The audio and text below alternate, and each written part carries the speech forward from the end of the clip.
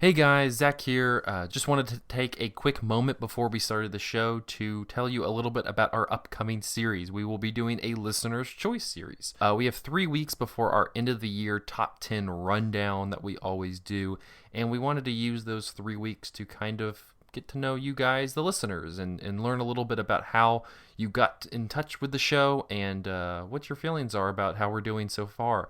And we're going to take this opportunity to let you suggest movies to us. We're looking for what you think we should be watching. If you have a suggestion, please email us at Zach, Z-A-C-H, at cinematary.com. Again, that's Zach, Z-A-C-H, at cinematary.com.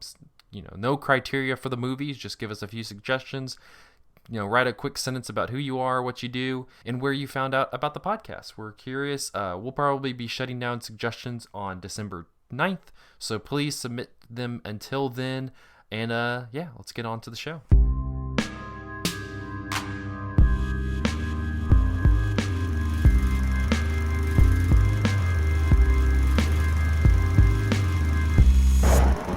And welcome to episode 224 of Cinematary. I'm your host, Zach Dennis, and I'm here with Nathan Smith, Dylan Moore. And in today's episode, we will be talking about movies that we saw this week in Part 1, and in Part 2, we will be concluding our directed by Nicholas Ray series with 1956's Bigger Than Life. But let's go ahead and jump into movies that we saw this week. And Nathan, you have a trio of movies that you'd like to talk about. One is going to be, it might be two, but I know one is very, very, very, very negative. But let's go ahead and get the others out of the way. Yeah, so you want me to get the negative one out of the way first, or? Whatever you need to flush out first. If you want to flush out the negativity and then talk about more positive stuff, you do whatever's healthiest for you. Okay, I'll talk about the, semi-negative first. I've been doing a little bit of 2018 catch-up, kind of begrudgingly, very slowly. I keep getting distracted, both because I'm, finishing up my master's thesis right now, and also because I'm just, distracted by shiny, stupid-looking movies that appear on Hulu and stuff. But I watched a few movies from this year. The first one I'm going to talk about is Searching by Anish Chenganti. This movie, a lot of people said, looked like a knockoff of Unfriended and Unfriended Dark Web. But it's actually not really a knockoff because all of those movies are produced by the god Timur Bekmambetov, the Kazakh-Russian director of movies like Wanted and Abraham Lincoln Vampire Hunter and the Ben-Hur remake, and who has started this little cottage industry of desktop movies, and he's trying to just create this whole genre of desktop set thrillers. He also has directed one called Profile that premiered at Berlin this year but remains unreleased in the United States. I didn't realize that Abraham Lincoln Vampire Hunter was set on a desktop. Yeah, dude, Abraham Lincoln is just tearing it up in with the memes, and I feel like I just sounded like a really old person when I said that, the memes. Anyways, speaking about memes, let's get back to this movie Searching, which is very much about an old man looking at a computer and being confused by it. It stars John Cho as a dad named David, who we learn in this opening credits montage that follows the life of a child through their internet history and their computer history. You learn that, he's this dad, he has this beautiful family, very loving wife, they get along great. You see their videos on the computer and stuff, and their pictures and all this, and you see their daughter learning to use the computer. But it's kind of the beginning is kind of like the opening montage from Up, but set on a computer, because eventually his wife gets cancer and passes away, and you see him and his daughter start to get kind of distant, and they stop communicating. And so we then jump several years later. David and his daughter have grown apart. She leaves for school one day and goes missing, and he tries furiously to get in touch with her, but can't. He gets a few like strange phone calls from her in the middle of the night. Um, but can't get back in touch with her. And then he realizes, he's trying to think like who would know where she is. And he realizes, I don't know my daughter's friends, because we've grown apart after my wife's death. I know nothing about my daughter. I don't know where to start to look for her. So he goes to her laptop, and with the help of his brother, he's trying to like go through her online history, through all her social media, through her emails and texts and stuff, to kind of piece together her life and to figure out who she was and where she might have gone. I don't know, it's like a very weird movie. John Cho is supposed to be this like kind of clueless middle-aged guy who doesn't know what like Tumblr and Venmo are, and it's sort of a way to like hold the hand of the viewer, I guess, that like doesn't know a lot about the internet or about computers. But I just kind of like when these movies do that, I just find it kind of annoying. Like I think that most people at this point are like pretty literate when it comes to digital interfaces, and I think you can just kind of like glide through stuff and gloss over it, and people will be able to follow it. It's a very Plus the people who may not be computer literate, are they really going to be interested in this? So right, because it's such a like blatant kind of gimmick. Like I don't think anybody's going to wander into this movie thinking it's a normal movie. But it's like it's a very like sincere and kind of saccharine movie, which isn't necessarily a bad thing, but it just all the plot beats feel like a sort of like a CBS procedural, and it just doesn't really feel like necessarily like it earns the sort of form it has. And I feel like it's maybe trying to like show the potential of this kind of desktop genre beyond something like Unfriended, which those movies are very much about like online life and online existence, and this is like sort of about that, but more about a relationship kind of beyond that. And so I feel like it's trying to say like, oh, you can make movies that aren't about the internet, that aren't really about social media, but use those things to tell this story. But I don't really think it works, and a lot of times it feels like very obvious, like it's constrained by this style. Like somebody's laptop will be positioned in such a way so like the FaceTime window can record their conversation so we can see what they're doing, and it just feels like really forced and artificial. Like there's a scene where John Cho goes to his brother's house and he like hides these security cameras so basically we can keep seeing what's going on, and it just is like so obvious that it's trying to further the narrative and go different places, and it just didn't really work very well for me. I will say there are kind of a few funny like internet Easter eggs in this movie. Like in the beginning montage, you see addictinggames.com and like the scary maze game with the like really freaky face at the end. It has those websites in it, which I got a kick out of. Oh yeah, okay. and there's just it's just like I don't know, it's like I don't really think it's like the worst movie ever. I don't think it's very good, but I do think it's kind of a fun, not good watch. Like it's I could imagine it being a fun group watch. So it does work on some level, but it's mostly pretty stupid. Have we figured out like I mean, I'm sure there are good examples, but it seems like I don't know, there hasn't been that perfect computer movie yet. I mean, maybe Unfriended you would.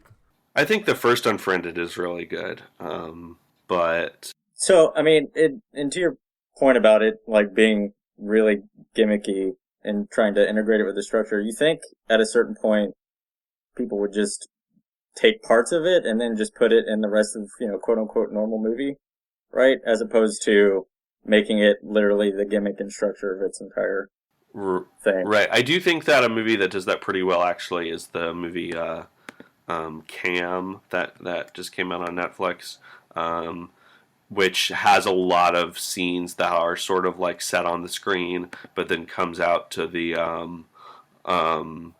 to the real world and goes outside of the screen space, but then sort of will go back into it and weave in and out. And I think that does it pretty well.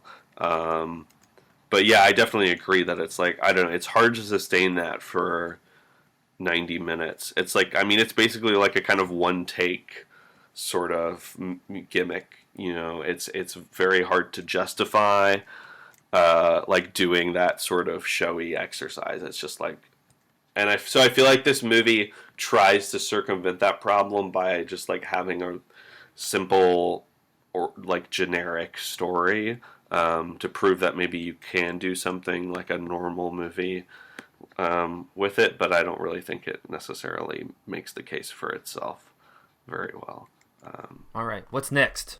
Okay, so next is the really bad one. I wanted to try to make a sort of like Oreo cookie here, and make a sandwich. Um, so this one is a movie that I don't fucking know why I decided to watch this movie. Doing the 2018 catch up thing. I really hated the first movie, or was it his first? Yeah, it was his first movie. He'd written other movies. I really hated this guy's last movie. And I was sort of waffling on whether or not I wanted to watch this one because I remember seeing the trailer for it, being sort of interested for a number of reasons, but also knowing that I probably wouldn't like it. The movie in question is Annihilation, directed by Alex Garland. And the reason why I was sort of interested in this is because I hadn't read the book that it's based on, but seeing the trailer, I was really struck by the resemblance to the works of J.G. Ballard, who's one of my recent favorite authors. It reminded me a lot of his book, The Crystal World, in particular.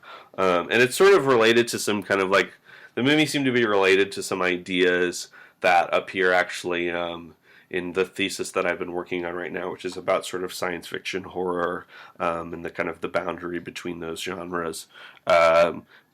So I like sort of had a curious interest in this, even though I figured I probably wouldn't like it because I hated Ex Machina,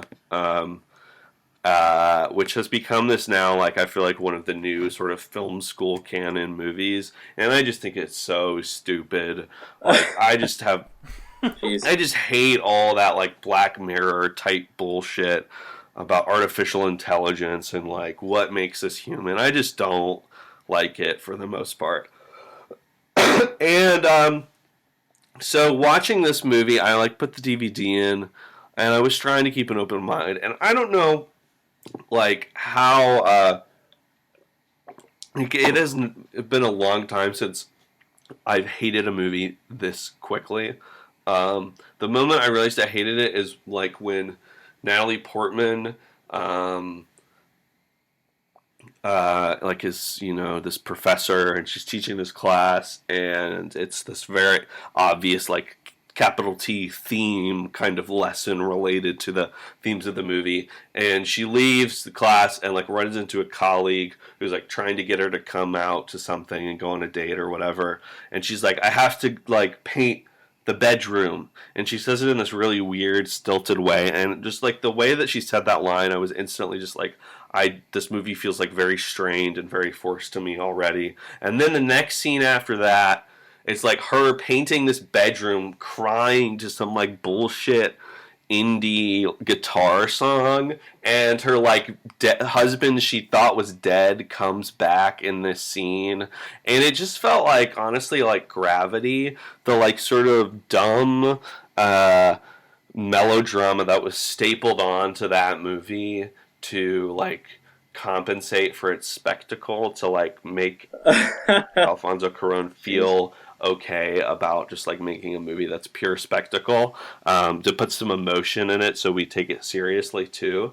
And this movie sort of felt like that to me, where it's just like this sci-fi spectacle, but it's just injected with all these big, obvious, like thuddingly literal ideas about like grief and trauma and how they like change us, and like relating that to like this, secret zone where things are mutating and DNA is getting mixed up. And like there are some interesting visuals, but a lot of the camera placement feels like completely arbitrary, and like the camera's just like very still, but it's just being cut around constantly from every angle for no reason. And the camera's always just sort of like askew and sideways, and everything feels really slick and flat. And I just feel like, Ex Machina is all about this like artificial intelligence trying to convince us that it's human. And I kind of just feel like Alex Garland's movies are also these sort of Turing tests where he's trying to convince us that like what we're watching is real, because everything about it always feels sort of like uncanny valley, computer artificially generated. And it just, I don't know. It's like one of these things where like I feel this kind of sometimes with Christopher Nolan too, where it's just like these guys just like like love spectacle but are embarrassed about it, and so try to like inject their movies with human emotions, but they're not actually that interested in human emotions. They're interested in like the mechanics of the movie or some structural thing. And I'm just like, no, just like be cold and unfeeling and only interested in this like big roller coaster. Just like embrace that, please. Like, and stop, I don't know, making movies about themes, because it's just I'm sorry, to be honest, I fast forwarded through parts of this movie. Like every time Oscar Isaac showed up, I fast forwarded. Like I'm kind of thinking that I don't think he's that good of an actor. Like either that or he just needs a new agent, because he's just been fucking up the past few years, honestly. Like he was seemed to be doing well, and now I'm just like, what are you doing, Oscar? Stop it. Anyways, I'll stop with the negativity. A lot of people like this movie, and I don't want to, diminish that. Like, you can like this movie. I just thought it was so stupid, and it's the movie that I've liked the least this year. So, to end on a positive note, I want to talk about a little no budget movie that appeared on my radar this year. It's called Fatal Pulse. It's from Damon Packard. It's absolutely insane, low budget, psychotronic gonzo, crazy, mad genius of movie making.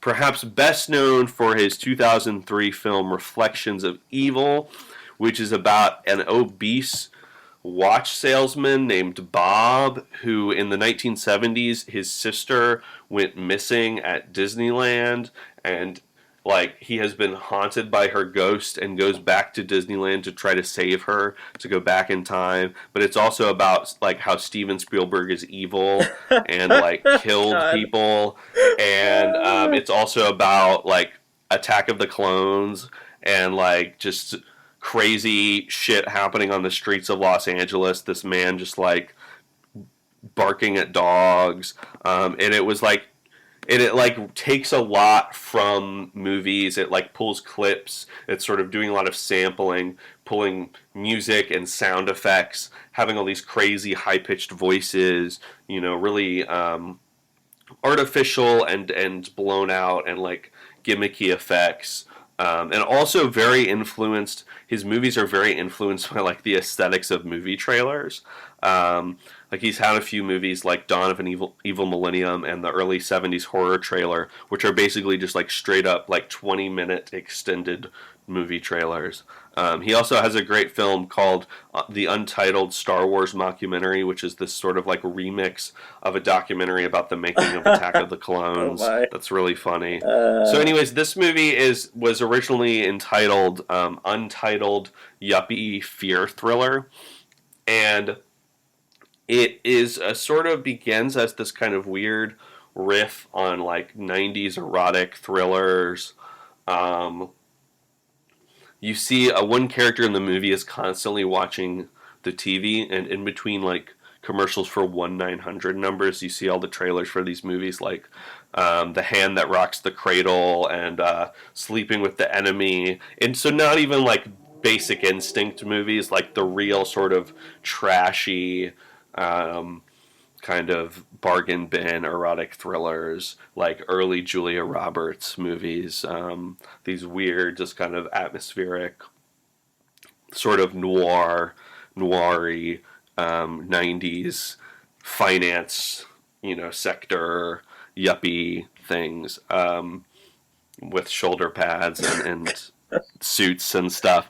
Can see it now. And so it's about this guy who's like in the government and really powerful, and his deadbeat brother is living with him and his wife, and won't stop watching TV and won't leave the house, and like everybody wants to kill each other. Like there's the end of the movie like is the beginning of the LA riots, but in this movie the LA riots starts because the movie New Jack City comes out, and like people get so hyped up by that movie that they go in the streets and start shooting storefronts up. And yeah, and like William Friedkin is a major character in the movie, and it's just this sort of like Inland Empire slash Thomas Pynchon like sort of run through the seedy underbelly of Los Angeles in the early 1990s, in this sort of like world where culture has stopped and is not progressing past a point in like the late 80s, early 90s. All of David Packard's movies are sort of like accelerationist nostalgia, like just the most disgusting, grotesque, over the top endpoint of cultural nostalgia and kind of cultural recycling, and this drive to remake everything and redo everything. And all of his movies sort of imagine these worlds where culture has just like stopped at some point in the last 20 to 30 years and just froze. And this is like the most kind of, I don't know, this is like in this very tight genre package, like I feel like his work has not been in before. I feel like it's very bonkers still, and like crazy special effects and weird voices and really hypnotizing, and you get very lost in it, and it's maybe a little bit too long, but it's just this very sort of trance-like experience after a while. But I feel like it's maybe his most accessible movie. And I've recommended it to a number of people recently who have not watched any of his movies before, and like a lot of people I feel like have responded to it well, because it's just he's somebody who's just like in his own universe making movies that are like riffing and stealing from everything very obviously, but are like totally its own thing. It's just like really shows kind of like what you can do with no money at all. Right. I mean, to your point of at least with Reflections of Evil, like this use of recycling, he even like used sound effects from the Star Wars movies inside. Yeah, and it's like you can tell that it's from a Star Wars movie. It's like not disguised. And so full recycling. Wow. Yeah, this movie is on Amazon Prime, and I think it's very funny. The cover for it makes it look like a generic direct-to-video action movie, which it's not at all. And so I imagine that there are going to be some people just like scrolling through Amazon Prime at 2 in the morning who will accidentally watch this and just have their brains completely fried. So I don't know, if you're looking to watch something that is unlike anything you've ever seen, I think that this is the movie for you. If you like stuff that we've recommended on this podcast before, like Michael Robinson's movies, if you like Inland Empire or Southland Tales, or if you like just erotic thrillers, or like Adult Swim kind of stuff, this might be your bag. So, I mean, bravo! Just a trio, just a vast trio of different movies. Yeah, I really monopolized the mic, and I'm sorry for that. No, you're good. I'll be real quick. I just wanted to quickly talk about one of the many Hong Sang-soo movies that came out this past year. The Cinema Guild had a Cyber Monday deal after Black Friday, and I blind bought Claire's Camera and The Day After. And I guess The Day After is not coming until February, so I guess put that review on hold. Yeah, I don't know. But Claire's Camera came yesterday, so I was very excited. And quite honestly, I was more excited about this one just because Kim Min Hee and Isabelle Huppert are on the cover of it. But this one's very short. It's only about 70 minutes long, and it's Kim Min Hee plays. Excuse me, it's exactly 69 minutes long. All right, nice. No, why? Um, Yeah. Uh, Kim Min Hee plays a character named Man Hee, who is part of a film distribution company, and her boss accuses her of being dishonest, and she fires her. And it's a very I'll get to that scene later. That's a kind of very entertaining scene. So after that happens, she runs into a teacher who is visiting the Cannes area for the film festival, named Claire, played by Isabelle Huppert, and she carries around her Polaroid camera and is taking pictures of different things and interacting with people. She also has interactions with a director named Director So, as well as Kim Min Hee's boss, even though they don't realize that connection until later on in the movie. But like I said, it's a very short film, but it also kind of has this kinship with Hong Sang-soo's movie from last year, on the beach on the beach alone at night, which also stars On the beach at night alone. Wait. I always get confused. That's why I just On the beach at night alone. On the beach at night alone. I apologize. But it kind of has this kinship of this reality-based fantasy. Both of these movies don't feel like they're based in a nature of reality, but also have these almost fantastical, mystical elements to them. In On the Beach, you have just this the halfway point being disrupted by this person kidnapping Kim Min Hee and running off with her. And then it just returns to another portion of the movie for the second part. And in this one, there's nothing as aggressively disjointing as that. But there is this kind of mystical element that, in Isabelle Huppert's character, Claire, kind of plays it up, that she has due to this Polaroid camera. I read one of my favorite reviews that I caught on the movie is by, and Nathan, correct me if I say his name wrong, Neil Bahadur. Yeah. Yeah, and he kind of talks about how you have this camera that's kind of the crux of this story, and she likes to frame it as, you are one person prior to the photo, then the photo takes place, and you've changed in between the development and just the action of taking the photo. And it seems like a very simple, kind of silly concept, but it's I don't know. It's kind of interesting in this time when we're so digitally focused, where you have this Polaroid camera, which works very much the same as if you were taking a picture with your cell phone, but is less instantaneous. And so you have these moments while the photo is developing outside of the camera that allows for this, seconds worth of reflection, and there seems to be this transition as the characters are photographed and move on. And you also have just these moments that she's captured of the people that she's taken a picture of and has not given them. They didn't want their photo back, and so she's kept a hold of them. And you capture these moments in time, and there seems to be something so tangible and so kind of lived in about catching a moment in time with a Polaroid rather than if it was on your iPhone or Android or whatever. And this movie really kind of seems to get to that. It's very minimalist.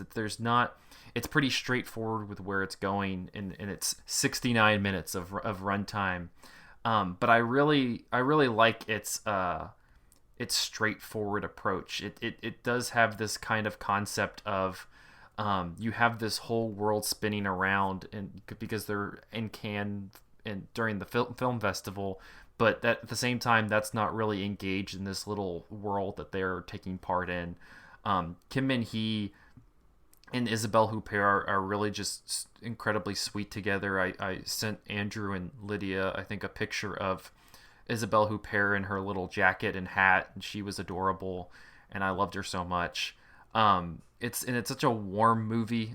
You have I think my favorite moment is later in the film where Kim Min Hee's character is she's had this moment where she was fired at this, and she was outside of this cafe, and it's really funny because she's fired, and then she asks her boss who just fired her to take a selfie with her because she wants to remember how about the how this moment went, and how this all happened. And it's a very awkward exchange, and there's something so transient about, like, but also makes sense about taking a photo of that moment, because then when she comes back later with Isabelle Huppert, and Isabelle Huppert goes inside the restaurant, she is kind of reenacting how that took place earlier, and she's kind of almost playing it out in her head again, and just that place in the cafe just triggers this swarm of feelings and memories. And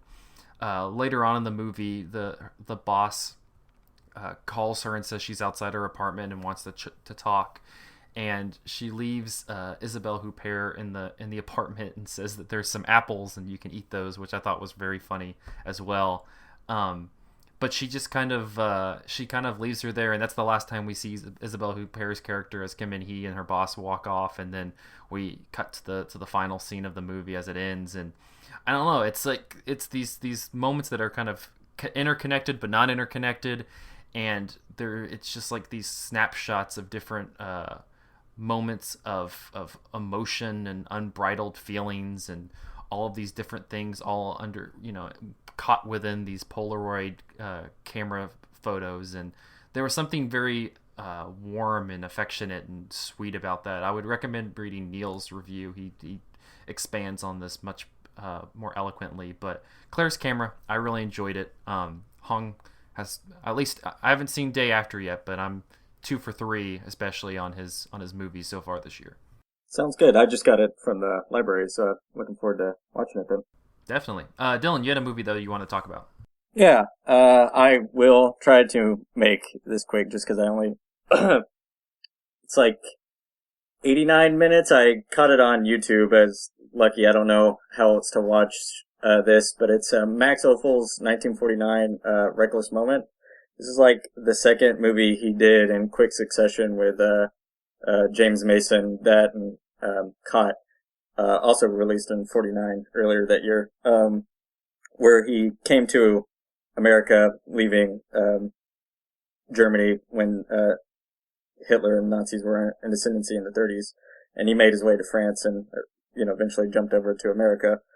But this one, I feel like, is going to be particularly relevant to what we're going to talk about in part 2 with Bigger Than Life. James Mason kind of plays a character that he might wish he was Ed, his character in Bigger Than Life. He plays Martin Donnelly. He ends up showing up in like the middle third of the movie. But it's stars Joan Bennett playing a wife that husband's away doing engineering work in Germany, post-war reconstruction and building bridges and such. And so she's left home alone with a rambunctious kid, a daughter, art student daughter who's sleeping around with an older man, gets in too deep, where she wants her to stop seeing him. And he's like, well, okay, as long as you give me $5,000, I will cut ties with your daughter, but not unless. And so, she comes home pretty much telling the guy off, that once the daughter hears about this arrangement, or that you'd be okay doing that, then, she'd be disillusioned and want to never see him again. So she goes home and does it. The daughter completely shuts her down, not believing her, and ends up seeing him later that night.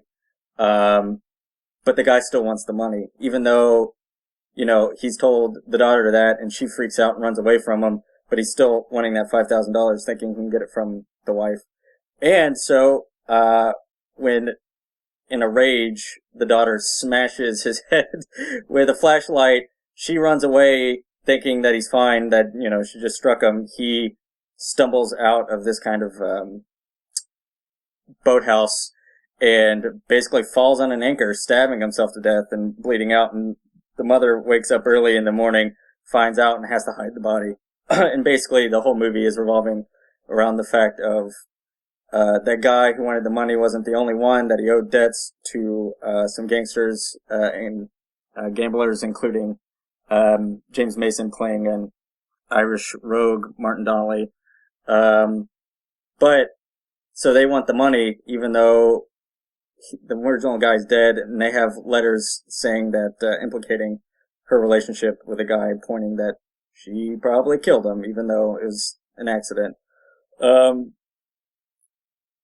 But so most of the movie is dealing with like Joan Bennett being surrounded by all her family members, having to take care of the house, the housework, all the finances, everything else, while the husband's away and out of the picture. And the movie kind of revolves around a happenstance and accident, particularly by the end. And I do wonder about its kind of, status quo vacuum where the father is out of the picture, and so this is what happens. But I think with Joan Bennett's performance, it goes a long way to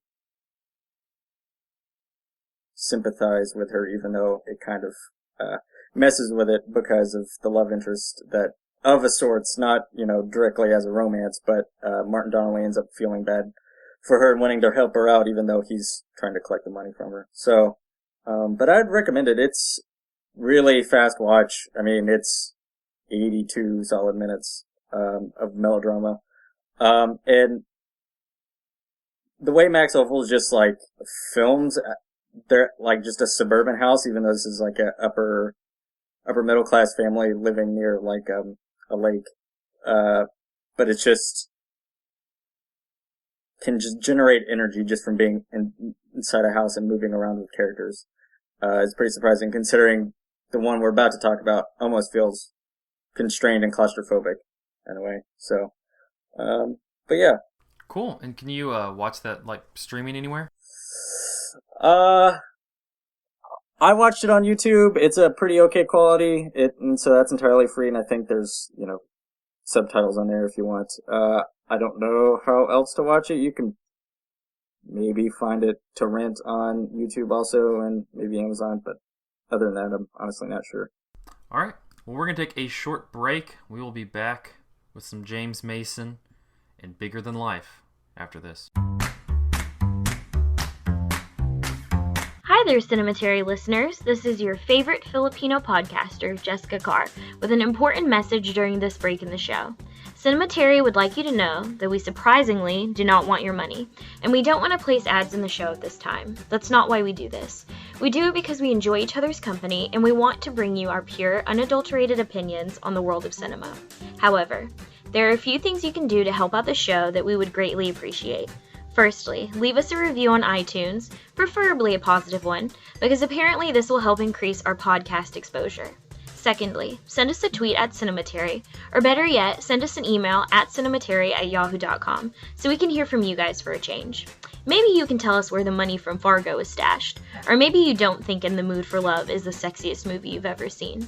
Regardless, let us know your thoughts and we will read them out and respond to them on future episodes.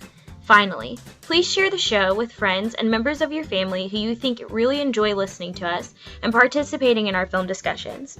We also have some cool merchandise that you can check out on the site.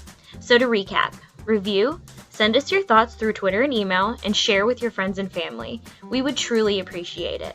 Thank you for listening, and now back to the show. Hello, I'm James Mason. I want to interest you in a new film that we've just finished at 20th Century Fox. Since this was my first assignment as a producer at a major studio, I made sure that the story chosen contained all the ingredients that I like to find when I'm a member of the audience. I want excitement and entertainment in its broadest sense, but I also insist that the human issues involved are of the sort that might reasonably crop up in the everyday lives of all of us. Our story is based on just such an issue. It's about a drug which, properly used, can be a lifesaver, but improperly used can be a life destroyer. Hardly a day goes by without new and shocking revelations in the nation's press about this drug. And now here it is, out in the open at last. A story of a handful of hope that became a fistful of hell.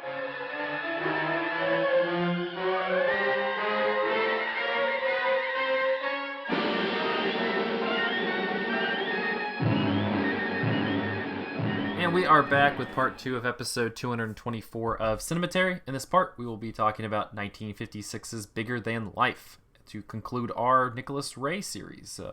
He directed this. It was written by Cyril Hume and Richard Maybaum, and it's based on the 1955 New Yorker article by Burton Rouchet called 10 Feet Tall.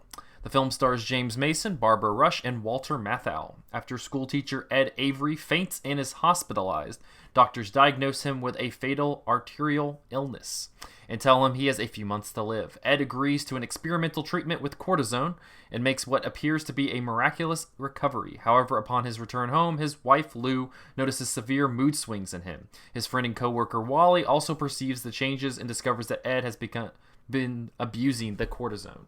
The working title of the film was 1 in a Million, and according to the Hollywood Reporter, the New Yorker story on which the film was based was written from the actual case history of a Long Island teacher, and according to a July 1956 Newsweek article, the pharmaceutical company that produced cortisone, the drug featured in the film, expressed consternation over the possible effect of the picture on the public. As you would assume. That's fair. The same article quoted a chemist declaring that the article was, quote, a reasonably fair approximation of the situation which existed at the time, 1948, when cortisone was first marketed. By the time of the film's release, new formulations had cut down the required dosages, eliminating many of the dangerous side effects that occurred in 1948. Bigger Than Life was extremely controversial upon its release and was not a financial success. Mason, who produced the film as well as starring in it, blamed its failure on its use of the then novel widescreen cinemascope format.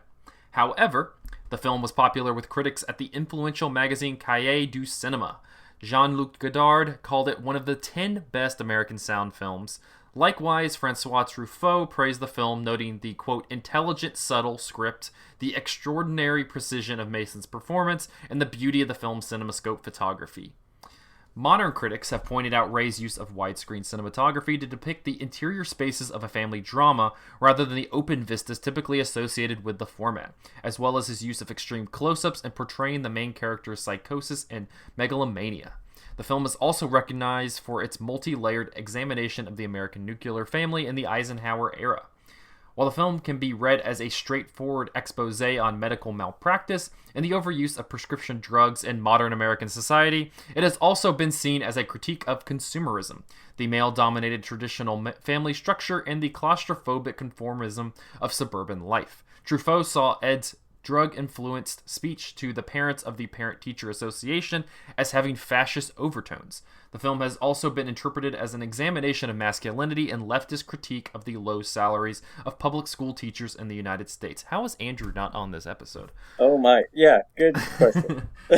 You screwed up, Andrew. I know he's listening. The New York Times in 1956 said, those who remember the creeping terror and eeriness of Mr. Rouchet's real-life yarn will be sorry to learn that there is little terror or eeriness in the film. There is just some candid pathological evidence that is more pitiful than terrifying to watch. To be sure, Mr. Mason has opportunity to run a pretty lengthy range of emotion and apparent behavior as the fellow who knocks on those pills, for no specified reason, incidentally, more heavily than his physician has prescribed. Perhaps this is why he, who also produced the picture, was attracted to it. But Barbara Rush is rather vapid as his helpmate, Christopher Olsen is mawkish as his son, and Robert Simon and Walter Matthau are just plain oafish as his physician and friend. Nicholas Ray also has directed. The film is in color and cinemascope, and the medical profession might take umbrage, but that will probably be done by audiences also. B. Kite for the Criterion Collection in 2010 said, many of Ray's films begin with a sort of emblematic image, and the first shot following the credits of Bigger Than Life offers a smaller scale, but no less dramatic variation. Ed Avery's hand launches out to perform a habitual action to pocket the watch that regulates his day and his life. A perfectly banal gesture becomes suddenly heavy and difficult as the hand clenches mid-route and retreats to his neck. Ray's driving concerns can seem flat and abstract when summarized, and the films themselves are sometimes top-heavy with explicit statement. What saves them from toppling over is the kind of tactile immediacy evident in this shot, the way it draws on the viewer's own unacknowledged processes of physical empathy to signal in a single arrested moment that this world we've only just entered is lined with invisible traps, and that every action is shadowed by the potential for pain. On that note, let's start with our discussion on Bigger Than Life a little bit with the reception in 1956, because as I said, it was very controversial.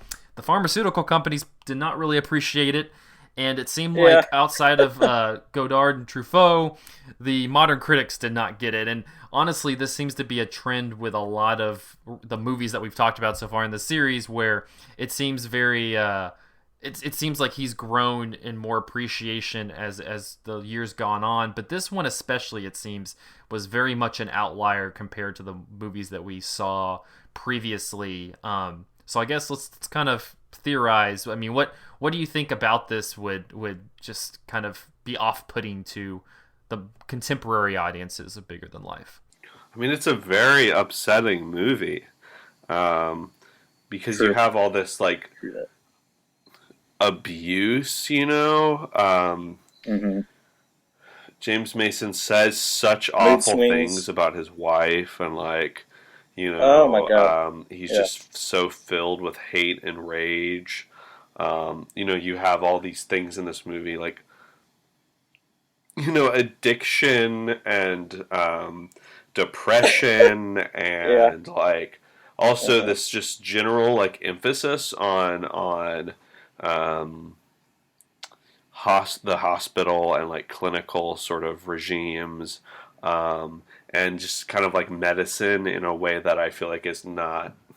Most movies aren't doing that. Most movies aren't like meticulously about the process of going in for some kind of checkup and having doctors, do biopsies on your calves. Like, there's an extended sequence in this movie that's just Ed getting like poked and prodded and like pulled around, and it's sort of a sound like score like there's this sort of like light orchestral music over it that's like a little jarring and a little off-putting, because it's like maybe a little too peppy for like what's on screen, I felt like, but I think it works with this sort of like what the movie's doing. I mean, with any kind of melodrama, people sort of read it a lot of times, especially with Douglas Sirk, as the sort of like having these sort of Brechtian distancing devices.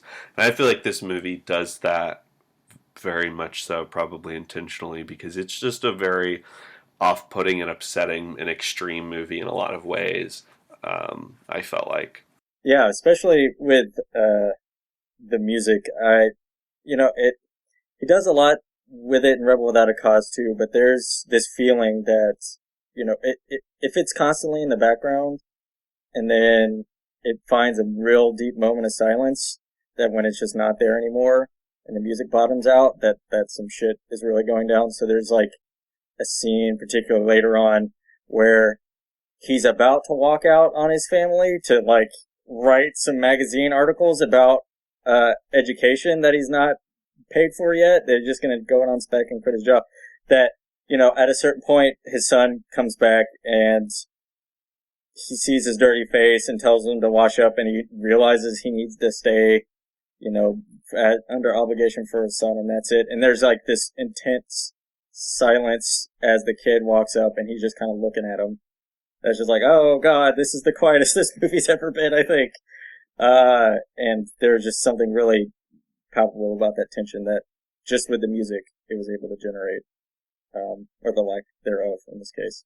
Kind of comparing this one with Rebel, which we talked about last week, because I feel like they're both examining the American nuclear family in the Eisenhower era. Yeah, they're both social problem films. Yeah, but I felt like Rebel, just kind of comparing it to this, is much more almost like cautionary, and this one is much more damning.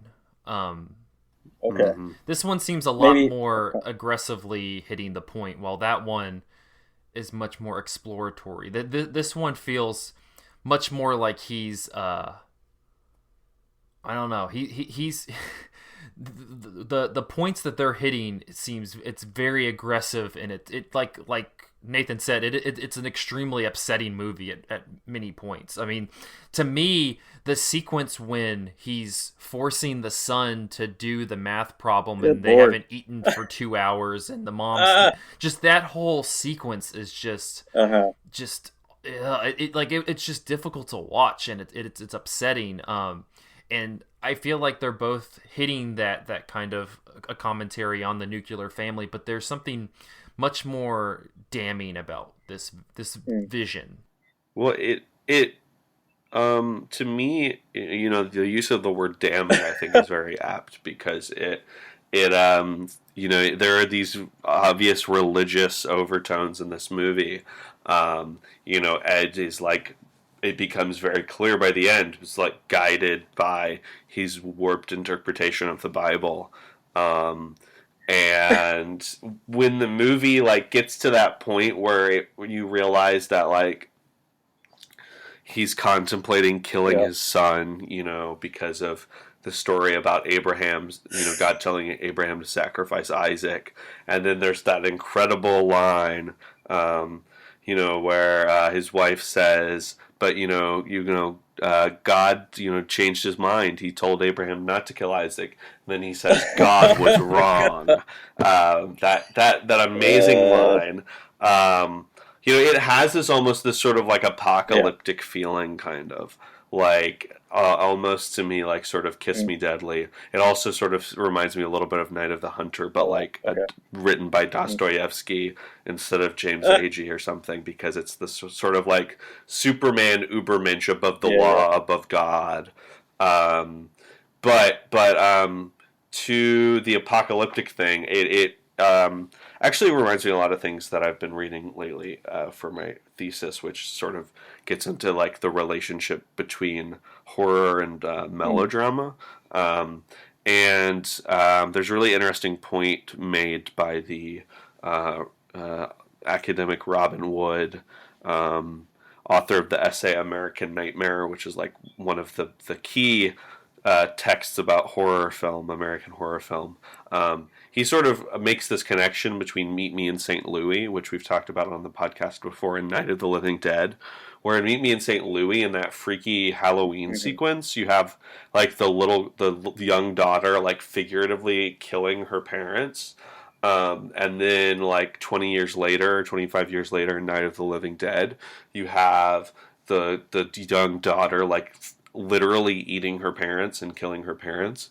And so this movie feels bigger than life, sort of also feels like it's walking this kind of line between melodrama and horror, where like the conflict in the family and the emotional violence like eventually boils over into physical violence when like they're wrestling in the house and destroying the furniture, you know, and like he's got the scissors, and it just becomes like almost this, it's like the, you know, the emotional turmoil is so intense that it becomes, and all the while violence. The TV's playing with the like like circus like music. Oh god! While James Mason That's and Walter Matthau are terrifying. fighting. Yeah, that whole sequence when they come home from church is just it just spirals into this other level. It literally becomes another movie for a while. Like you don't know what space you've entered.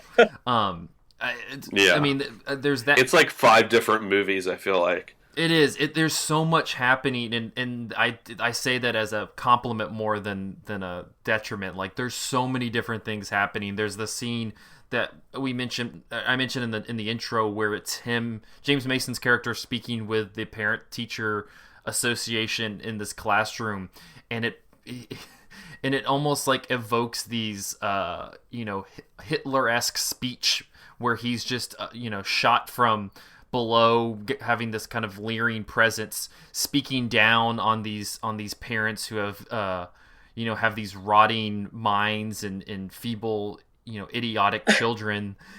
and So it's just haunting and scary. And then of course yeah. Walter Matthau's like, we need some air in here, and it like completely Uh-huh. breaks the tension. But there's so Does many it? different movies happening at once.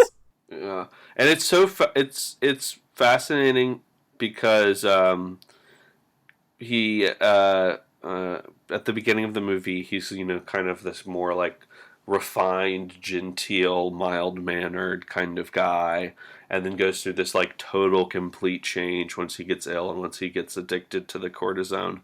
Um, and it like I was thinking about this, and I tweeted this after watching it, that it's like I feel like his emotional arc is sort of like what happens to physically to the protagonist in David Cronenberg movies. Like he's just like his whole emotional being just like is rotting and just like becomes totally disgusting and grotesque. He just turns into this like awful uh wretched like shell of a human. And it's just like this really extreme evolution. So, I mean, the irony of the image is that he gets like his focus and purview gets smaller and smaller until he's like trying to hold on to a Bible parable in order to decide how to deal with his family and this lack of power within it, right? Like, Mm-hmm. so in that scene that Zach brought up about the PTA meeting, where so it opens with like Walter Matthau. We get his point of view of him wandering in, hearing a bit of him just shitting on the kids' artwork, saying that it's bad because it's not Van Gogh or Rembrandt, and yet you all are cooing over these like little daubs, and he's like complaining that trees are being cut down for this, and it's just like, James Mason, you could calm down at any point, but like he uses that as like a platform in which to just like, yeah, decry the fall of Western civilization and the rotting of minds because they're not painting Rembrandt at like 10 or whatever. But the thing about that scene though, I mean, so I say that like, it seems like the point of view then of the movie and all the shocked faces, is to undercut the fact that we're not really hanging out with James Mason's point probably, or I'm sorry, Ed's point. But there was a part in the middle of that rant that a guy, I guess one of the fathers of one of the students, shows up, is like, that man needs to be the principal, and that all of a sudden like this movie turns, and so it's like whatever the shock was, it's like, oh, someone actually agrees with him, oh god, and so it will carry that through as like a thread that even though it spirals into the home, it like keeps a thread connecting it outward. And also just like a point of his personality then, like him being genteel, but also there's that football story of high school that apparently he holds on to with actual enthusiasm, in which he was like a bench warmer and then he got called on the field and he turned the game around in the last minute and he became a football hero. And it's just, there's a way that like, I mean, the football's mantled in the living room and it gets deflated as whatever, a metaphor for this dude's life as a teacher or whatever. But like he gives it to his son and says, yeah, he's dull, they're all dull, in which he like genuinely tells his son to believe that as like a story about his father and his manhood, as if that actually makes him an exceptional human. Like this basically what sounds like an accidental moment in his life where he got lucky, in which that has become a cornerstone of his past and his self-image. And so, you know, I guess that leads to, after, you know, he gets really sick from exhaustion, in which he has to take a second job to pay his bills as a taxi driver, and like he's not telling anybody that, right? Like his wife has to find out about it when one of his coworkers shows up to the hospital, and to surprise him, and he kind of tries to like pass it off as nothing. It's like, oh, you know, I did pay the bills, but it's not a big deal. But there's like an obvious anxiety about it of him not seeing himself suitable to needing a second job, or that he could just make his living as a teacher, right? But when he gets sick and can't do it anymore, that's puts immediate and clear strain on the family, right? I don't know. I really vibed with 2 jobs and getting tired from all of them. I know. Yeah. So right, yeah. To the point of feeling sympathetic to him, it does do that just about immediately, even though he gets out of hand so fast. Yeah, no, it's I don't know. I feel like it's one of the most damning movies about the American healthcare industry and how fundamentally fucked up it is. This and the Disorderly Orderly, the Jerry Lewis movie. God, all right.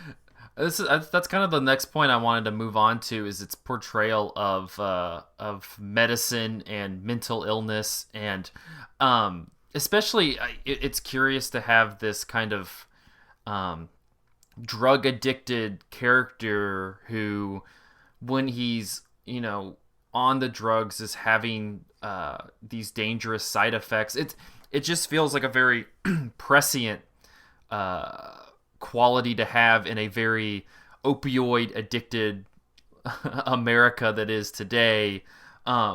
It's something that just felt it just really rang to what we're dealing with on a current scale. I mean, what did you all make of this movie's portrayal of not just kind of the overuse of prescription drugs, but also what it's saying about mental illness? Because I know that there was one point where he's in the hospital and they mentioned that they could label him as psychotic, and Barbara Rush, the wife's character, is just like, no, we can't have that. Yeah, well, it's disturbing, and I guess kind of funny now that even though it can be an easy metaphor for situation with opioid addiction now, but the fact that the quote-unquote miracle drug is cortisone, which now is just kind of a low-key hormone that and steroid that people use. It's used every day in football practices. Right. So, like, in which this, like, causes massive mood swings and just crying fits when he doesn't get it, and it's just, I mean, it's easy to laugh about it now, but it still, I think, works, as you say, as Zach, as kind of an indictment of healthcare, in which they kind of give these prescriptions to people. People have, in this case, the doctors kind of say that there's side effects, but they never really specify any. They just say, please watch out for it and tell us if it happens. And I guess, on some level that keeps people from self-diagnosing or whatever. But in this case, he does it. They just assume he's going to take the prescribed amount, and he doesn't know how it can go wrong. And so in which, either accidentally takes more or just forgets to whether or not he took one every 6 hours like he's supposed to. And it just like easily veers into a prescription problem and dosage problem. And so while he's still in the hospital going through the battery of tests, there's this pretty ridiculous, but I think effective superimposition where it's just like these graphs, one of bar graph of pain and another one like a histogram of the cortisone dosage, in which it kind of goes into with the montage as they get the dosage right. They just point to and say, look, no pain. And so that's kind of the key thing that they're looking for. And that's all they're kind of interested in, is this kind of superficial pain. But of course, how people are going to pay for it, and, how that might fuck up their life later, considering these other things about accidental misdosages and everything else, that this movie goes to the extreme end on by basically talking about the dissolution of a family because of it. But he gets so angry at one point, like the sensitivity and the irritability, like he just chews out this poor milkman about his milk bottles being so jangly going in and out that, it's funny, but so sad. I mean, I laugh at it just because I can see it so clearly. Just like, I have seen this movie before, so I think that goes a long way to where I know where the arc of it is going. But it's So yeah, I can't tell. Do you all think it's can be funny too, or is it mostly just pathetic and sad? I mean, it has Walter Matthau in it, so it's like kind of Yeah. be inherently Okay. funny, at least in some parts, and I think it is. Um, but it's like something that's like, I don't know, it sort of defies a clear response from me. Like, Hmm. when he's like thumping the Bible and going crazy, it's somewhere Uh, between like horror and like right. and kind of like ridiculous comedy almost. It's So it's kind of it's kind I of feel you. like I just recently this past week rewatched The Death of Stalin, and that's a movie that I think is kind of it's supposed to be billed as a this just straight comedy, and it's honestly after watching it's not really a comedy. It's a deeply dark and kind of Yeah. frightening movie Yeah. that is that you see the parallels to current culture in it, and the only reason you're not mortally terrified by what you're watching is because Steve Buscemi and Jeffrey Tambor and Michael Palin are Uh. delivering the lines. Uh-huh. And so in this case, it's kind of a similar thing where the stuff that James Mason is saying in the movie as the character it gets to that point where it is terrifying, and the just the ways he reacts with his wife and his kid and his boy, and Right. even in the Right. scene that you were mentioning with like the milkman, it's it's it's funny because there is this Right. absurdism to it, and Yeah. you recognize as this outside viewer that it is something that everybody is kind of clued in on what's happening and how it relates Right. to the kind of reality based parallels that you can make to it. But at the same time, just it still terrifies you, and it keeps you away from mortal terror, watching it, because it's James Mason saying it or it's Walter Matthau saying it. Yeah.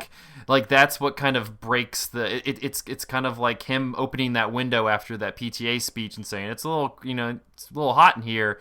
Like it constantly has to break that Yeah. tension, but at the same time it does divulge into this just pure horror that Mm. especially about the kind of Eisenhower era family.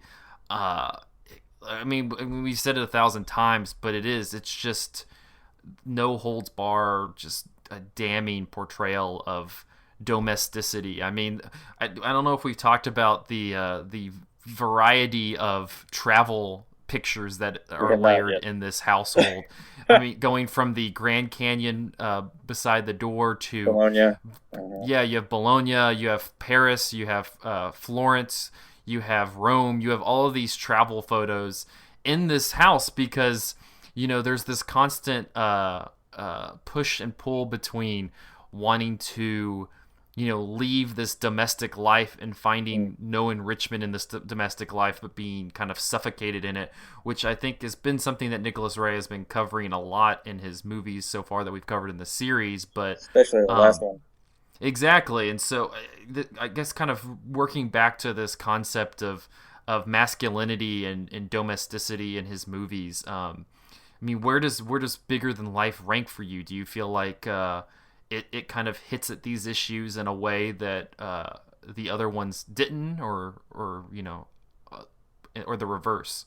Well, this one sets it off between him and Walter Matthau, right? Like as two, like an image of youthful masculinity that's still a humming, and then James Mason being exhausted and sick because, he's old and having to hold, or getting older and having to hold down more than one job just for fuck's sake because his teacher pay won't cover his expenses for his family.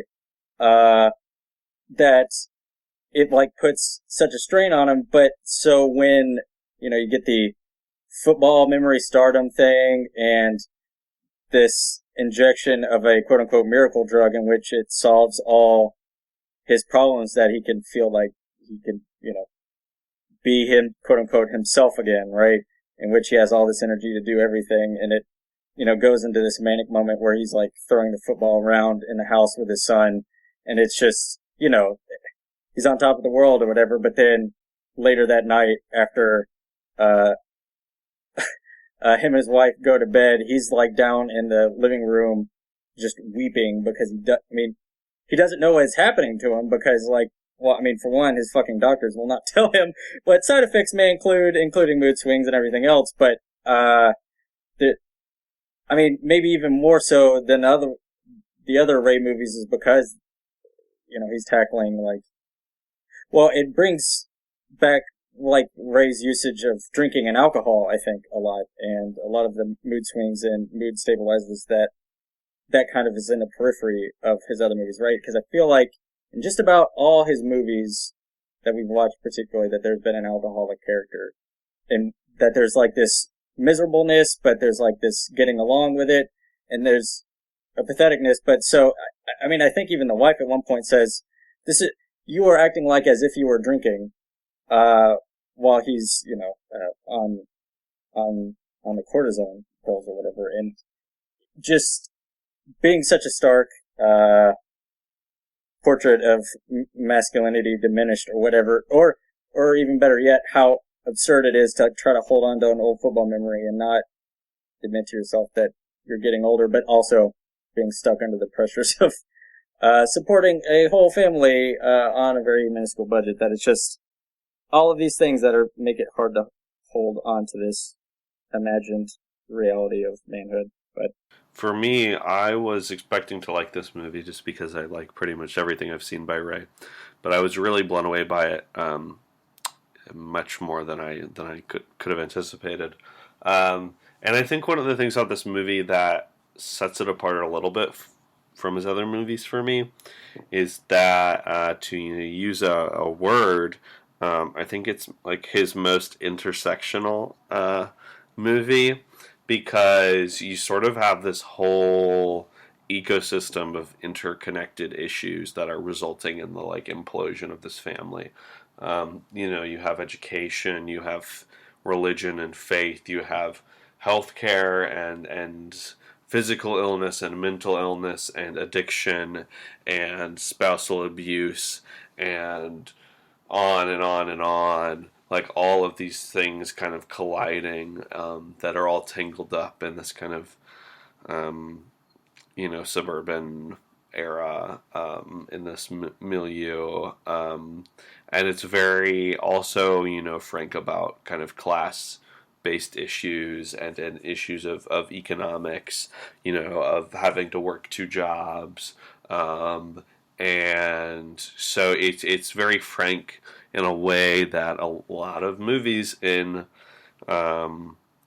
Hollywood history have been only, in very sparing ways. It actually reminds me a lot of I think kind of Ida Lupino's sort of social issue movies, like The Bigamist, which are very frank about these sort of underlying societal problems or whatever.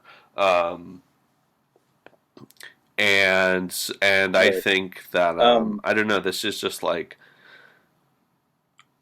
everything about Ray that I like, this sort of intensity and extremity and the vibrancy of his style, distilled and contained into this really kind of hothouse pressure cooker environment of home and hospital and school and these sort of rigid institutions.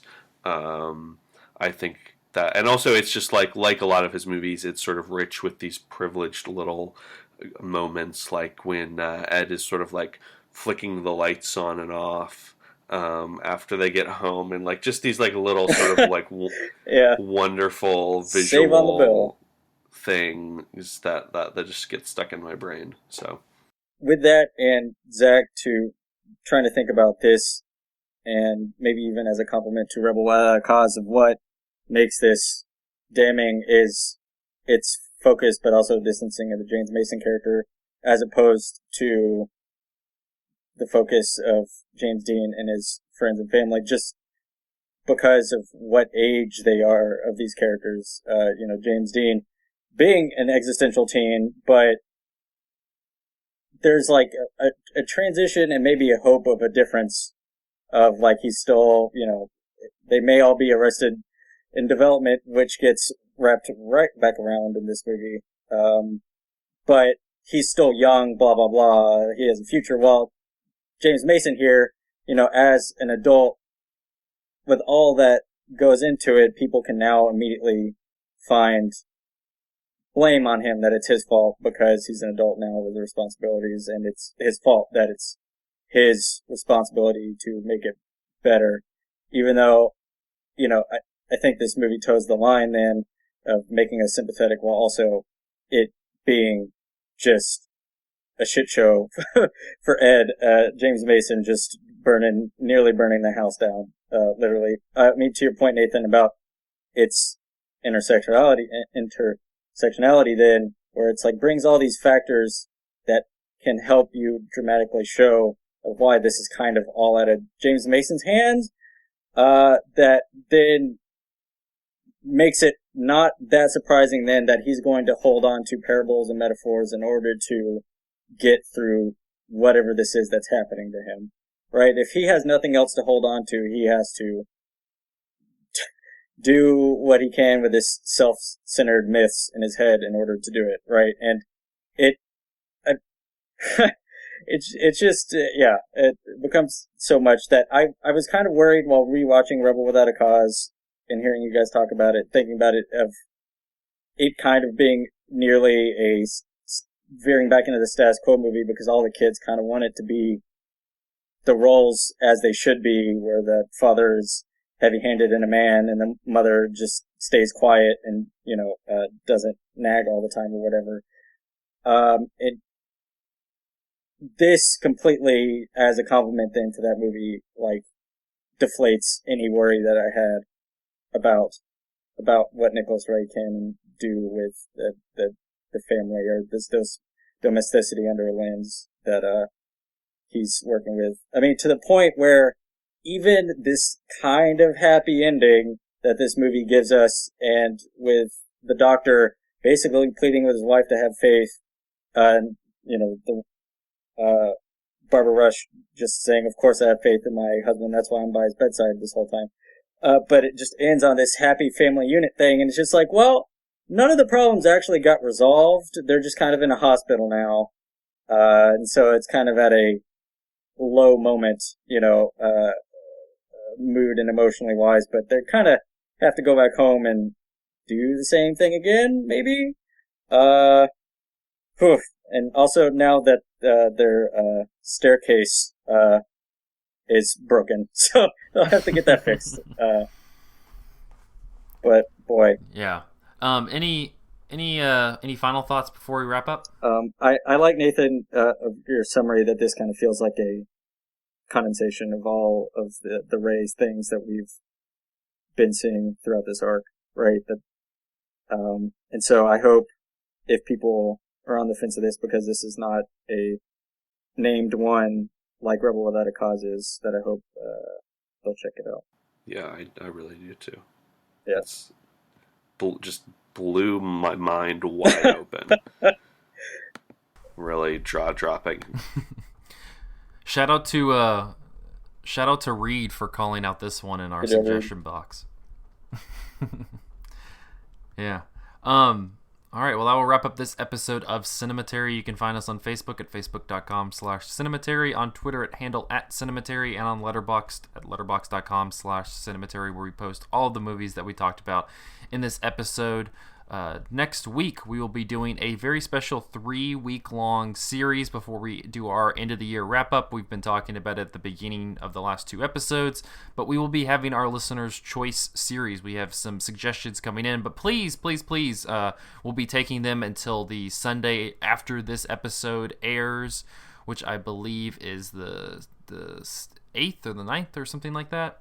It'll be the Sunday after the Friday when this episode airs. So please, Zach at cinematary.com, send us some suggestions for movies that we should watch, as well as how you found the podcast and that good stuff. But we will be revealing those titles like just in the episode, so you will have to kind of trust us before going in for these listeners' choice. We got some interesting ones so far, but until then, thank you guys for listening. We'll see you next week.